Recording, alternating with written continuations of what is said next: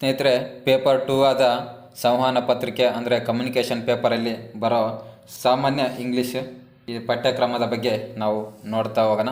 ಮೊದಲನೇದಾಗಿ ನೋಡಿ, ಒಂದನೇದು ಎರರ್ ಕನೆಕ್ಷನ್ ಅನ್ಸೀನ್ ಪ್ಯಾಸೇಜಸ್. ಮೂರನೇದು ನೋಡಿ, ಶಫ್ಲಿಂಗ್ ಆಫ್ ಸೆಂಟೆನ್ಸ್ ಪಾರ್ಟ್ಸ್ ಅಂದರೆ ಅಸ್ತವ್ಯಸ್ತವಾಗಿರುವಂಥ ವಾಕ್ಯವನ್ನು ನಾವು ಕ್ರಮವಾಗಿ ಜೋಡಿಸುವುದಿದು. One word substitution. ಐದನೇದು ನೋಡಿ, ವೊಕ್ಯಾಬ್ಯುಲರಿ. ಆರನೇದು ಗ್ರಾಮರು. ಏಳನೇದು ಆರ್ಟಿಕಲ್ಸು. ಎಂಟನೇದು ಸೆಂಟೆನ್ಸ್ ಸ್ಟ್ರಕ್ಚರ್. ಕರ್ತೃ ಅಂದರೆ ಸೆಂಟೆನ್ಸ್ ಸ್ಟ್ರಕ್ಚರ್ ಅಂತಂದರೆ ಕರ್ತೃಗಳು ಬರುತ್ತೆ. ಇನ್ನು ಟೆನ್ಸ್ಗಳು ನೋಡಿ, ಕಾಲಗಳು ಅಂದರೆ ವರ್ತಮಾನ ಕಾಲ, ಭವಿಷ್ಯತ್ ಕಾಲ, ಭೂತಕಾಲ ಇವೆಲ್ಲ ಬರುತ್ತೆ. ನೆಕ್ಸ್ಟ್ ಆರನೇದು fill in the blanks.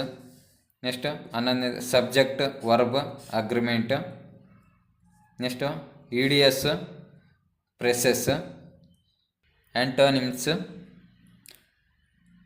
Sentence rearrangement. Synonyms ಅಂದರೆ ಸಮಾನಾರ್ಥಕ ಪದಗಳು. ಇದೇ ಥರ ಹೆಚ್ಚಿನ ವೀಡಿಯೋಗಳಿಗಾಗಿ ನಮ್ಮ ಪೇಜನ್ನ ಫಾಲೋ ಮಾಡಿ. Thank you.